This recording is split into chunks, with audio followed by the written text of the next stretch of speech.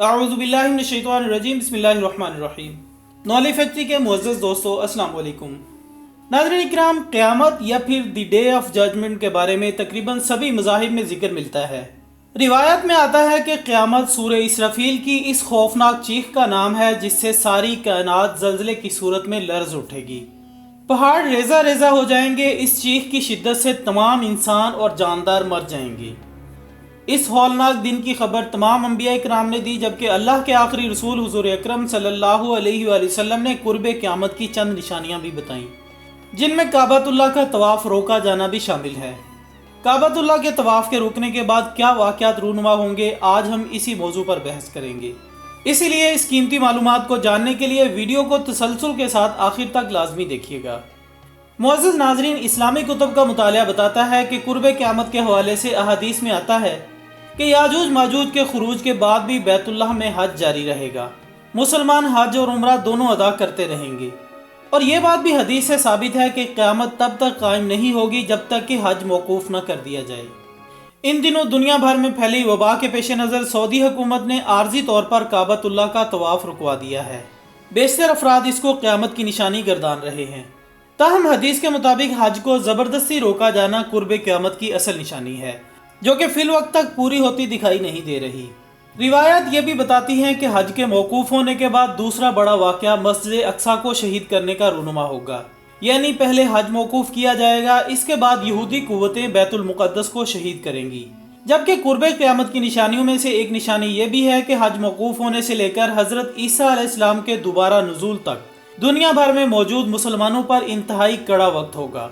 जा बजा जुल्म सितम के पहाड़ मुसलमानों पर तोड़े जाएंगे और मुसलमान हर लिहाज से ज़ुबूं हाली का शिकार होंगे, जबकि अरब कौम का कोई पुरसाने हाल नहीं होगा। इसके बरक्स ये वक्त यहूदियों के उरूज का होगा, जिसका वो कई सदियों से इंतज़ार कर रहे हैं। उलमा इकराम और इस्लामी स्कॉलर्स बताते हैं कि इस्लामी कुतुब की रिवायात में ये वाज़े नहीं बताया गया कि पहले हज को मौकूफ़ किया जाएगा या फिर बैतुल मुक़द्दस को शहीद, यानी इनमें से कोई एक वाक़या पहले या दूसरे के बाद रूनुमा हो सकता है।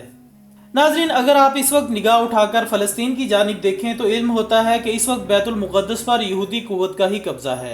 यहूदी खुद कहते हैं कि वो मुनासिब वक्त का इंतज़ार कर रहे हैं ताकि मस्जिद अक्सा को शहीद कर सकें। ये वो वक्त होगा कि मुसलमान इतने बड़े सान हैं, यानी मस्जिद अक्सा की शहादत पर भी कोई एहतजाज नहीं करेंगे। मस्जिद अक्सा को शहीद करने के बाद यहूदी थर्ड टेम्पल की तामीर करेंगे, जबकि ये बात भी यहूदी अकायद से वाज़ेह है कि वो ताबूत सकीना की तलाश में हैं। और जब वो मस्जिद अक्सा को शहीद करेंगे तो वो इस मस्जिद की बुनियादों को खोद कर ताबूत सकीना भी ढूंढने की कोशिश करेंगे।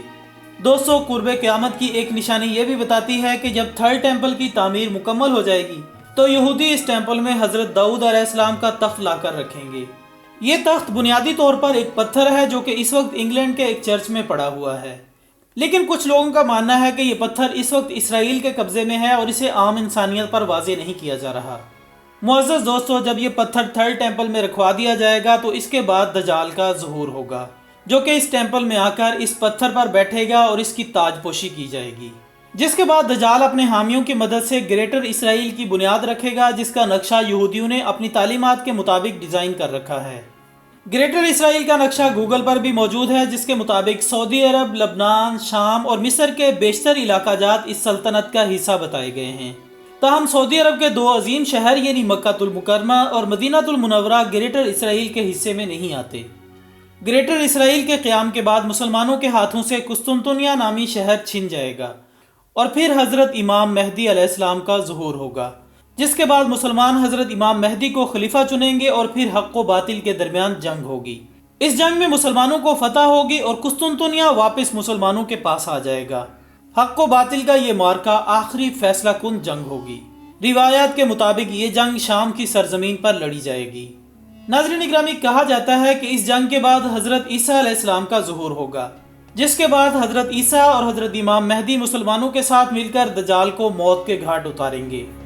जबकि कुतुब में कुर्बे क़यामत की एक बड़ी निशानी भी बताई गई है, और वो ये है कि सूरज मगरिब से तुलू होगा, जिसके बाद तौबा का दरवाज़ा हमेशा के लिए बंद हो जाएगा। इसके बाद एक अजीबुल खल्क़त जानवर मक्कातुल मुकर्रमा में मौजूद सफ़ा नामी पहाड़ी के फटने से ज़ाहिर होगा। इस अजीबुल खल्क़त जानवर को कुरान मजीद फुरक़ान हमीद में दाबतुल अर्ज़ कहा गया है। इसके पास हज़रत मूसा अलैहिस्सलाम का असा और हज़रत सुलेमान अलैहिस्सलाम की अंगूठी होगी। یہ جانور زمین پر بسنے والے مسلمانوں کے ماتھے پر عصا کی مدد سے ایک لکیر کھینچے گا جس سے حقیقی مسلمان کا چہرہ روشن ہو جائے گا، جبکہ کافروں کی پیشانی پر یہ حضرت سلیمان علیہ السلام کی انگوٹھی پھیرے گا جس سے ان کا چہرہ سیاہ ہو جائے گا۔ اس کے بعد یہ جانور زمین سے غائب ہو جائے گا۔ معزز دوستو، دعوت الارض کے غائب ہو جانے کے کچھ عرصے بعد ایک فرحت آمیز ہوا چلے گی جو ایمان والوں یعنی مسلمانوں کی روح قبض کر لے گی، اور پھر دنیا پر صرف اور صرف کافر رہ جائیں گے۔